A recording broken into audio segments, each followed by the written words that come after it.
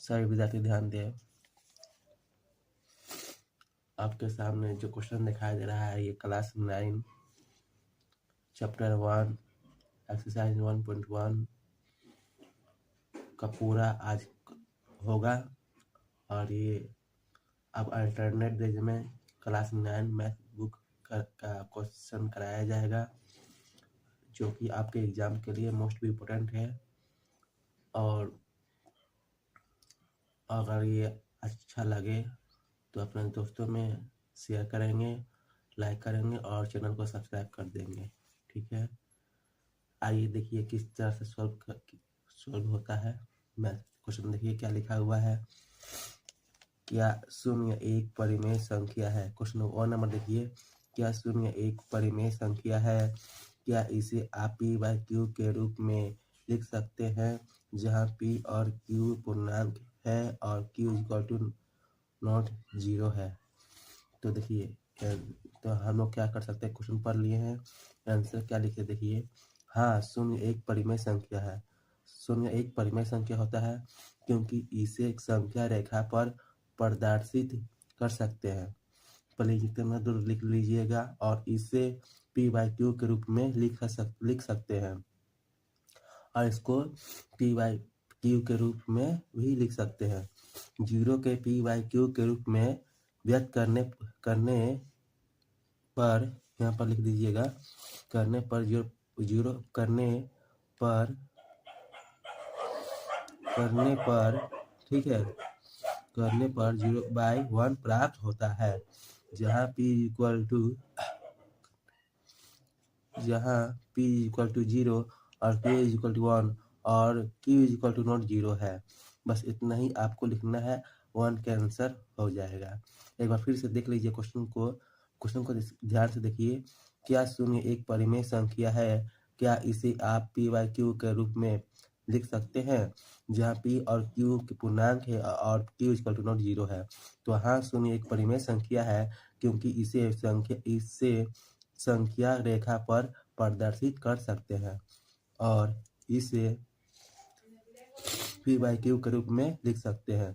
Zero के p by Q के रूप में व्यक्त करने पर 0/1 प्राप्त होता है जहां p इक्वल टू 0 और q इक्वल टू 1 और q इक्वल टू नॉट 0 है। बस आपका यही 1 का आंसर हो जाएगा। ओके, अगर समझ में आ रहा है तो कमेंट में यस लिखकर कमेंट करेंगे। ओके, दूसरा क्वेश्चन ध्यान देंगे। दूसरा क्वेश्चन क्या लिखा हुआ है कि 3 और 4 के बीच में 6 परिमेय संख्या ज्ञात कीजिए। मतलब 3 और 4 के बीच में 6 परिमेय संख्या ज्ञात करना है। तो आइए हम लोग सोल्व करेंगे किस तरह से होगा। देखिए, हमें 6 संख्या प्राप्त करना है, तो बस ये याद रखिएगा, हमें 6 संख्या प्राप्त करना है, इसीलिए 6 + 1 7 होती है। मतलब अगर 6 संख्या प्राप्त करना होगा तो 6 में 1 जोड़ देंगे। अगर अगर अगर 5 संख्या प्राप्त करना है तो 5 में 1 जोड़ देंगे। 5 संख्या वाला आगे 3 नंबर क्वेश्चन पढ़िएगा, उसमें समझ में आ जाएगा। ठीक है, तो चलिए देखते हैं इसको कैसे सॉल्व करेंगे।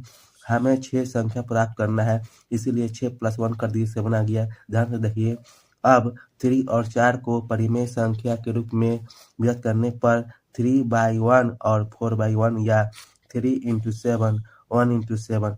देखिए यहाँ पर इम्पोर्टेंट बहुत है, यहाँ पर इम्पोर्टेंट ये है अंश और हर में 7 गुना करने पर, हर में 7 गुना करने पर अंश और हर, मतलब अंश और हर में दोनों में 7 से गुना करने पर 3 × 7 1 × 7 तो 21 हो गया, 21/7।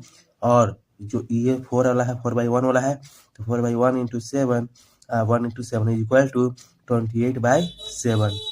ध्यान से देखते रहिए। तो यह 28/7 हो गया, यह फर्स्ट में क्या आ गया 21/7 आ गया। अब इन दोनों के बीच का जो संख्या रहेगा तो उसी को हम 6 परिमेय संख्या निकालेंगे। आइए देखते हैं, 21/7 और 28/7 आता। 21/7 और 28/7 के बीच में 6 परिमेय संख्या है। तो 21 के बाद कितना, तो 22 आता है, फिर 22 के बाद 23, फिर 24 25 26 27 है ना, नीचे में 7 लगा देंगे, है ना। तो ये आपका क्या हो जाएगा, आंसर हो जाएगा। ध्यान से देख लीजिए, आई होप आपको ये वीडियो समझ में आ रहा होगा। अगर आ रहा है तो फुल वॉच करें, फुल वॉच दिस वीडियो। सभी विद्यार्थी 3 नंबर क्वेश्चन देखिएगा। All student look at this video. Question number 3 और 5 और 4/5 के बीच में 5 परिमेय संख्या ज्ञात कीजिए। 3 नंबर क्वेश्चन को अच्छी तरह से देखिए। 3/5 और 4/5 के बीच में 5 परिमेय संख्या ज्ञात कीजिए। यहाँ क्वेश्चन लिखा हुआ है, तो यहाँ देखिए 5 परिमेय संख्या ज्ञात करना है। उसी तरह फॉर्मूला आपको बता दिए थे पीछे में। तो यहाँ 3/5 और 4/5 के दोनों में हर समान है। देखिए यहाँ भी 5 है और इसमें भी 5 है, तो हर समान हो गया, यानी कि डिनोमिनेटर सेम है। और तो 5 संख्या प्राप्त करना है, तो आपको पीछे बताया था कि अगर 5 बोला जाए तो 5 में 1 जोड़िएगा, 6 बोला जाए 6 में 1 जोड़ दीजिएगा। इसलिए 5 + 1 कर दीजिएगा तो 6 आ गया। तो 3/5 और 4/5 या 3/5 × 6/6 जो यहाँ आएगा वहीं पर मल्टीप्लाई होगा, और 4/5 × 6/6 यहाँ पर भी 6 कर दीजिएगा। अंश और हर में गुना करने पर, यानी कि दोनों देखिए जो 6 आया ना, तो ये दोनों तरफ गुना होगा, ऊपर भी और नीचे भी। यानी ऊपर वाले को कहते हैं अंश और नीचे वाले को कहते हैं हर, तो दोनों में गुना होगा। तो इसलिए गुना करने पर देखिए, तो यहाँ पर गुना किया हुआ तो 6 3 कितना होता है 18 होता है, 6 5 30 होता है, यहाँ पर कर दिया। फिर 6 6 24 यहाँ आ गया ऊपर में, 6 5 30 के बीच में 5 परिमेय संख्या निकालनी है। यानी कि अब इसके बीच में निकालना है, तो 18 का 18 के बाद कितना जब 19, तो 19 यहाँ पर आ गया। फिर उसके बाद 20, फिर 21, फिर 22, फिर 23, और नीचे में कितना है सेम रहेगा। तो यही आपका क्या हो जाएगा आंसर। आई होप ये वीडियो आपको अच्छी तरह से समझ में आ रहा होगा। अब 4 नंबर में जो क्वेश्चन पढ़िएगा, आपके बुक में एनसीईआरटी बुक निकालिए, बुक एनसीईआरटी बुक का है ये क्वेश्चन। अब 4 नंबर में क्वेश्चन लिखा होगा वो ट्रू और फॉल्स है, ठीक है। तो पहला नंबर जो क्वेश्चन पढ़िएगा वो उसमें फॉल्स ट्रू होगा, और बाकी जो सेकेंड और थर्ड जो क्वेश्चन है उसमें फॉल्स होगा।